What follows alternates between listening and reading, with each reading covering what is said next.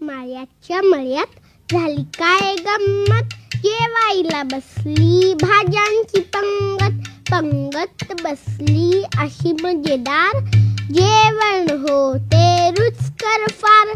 भोपळे भाऊंचे फुगले पोट, टोमॅटोनी घेतले रसाचे घोट.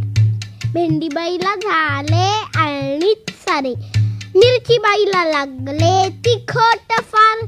गवारताई इवली सपाटून जेवली, दुध्या झाला आडवा त्याला झोप लागली.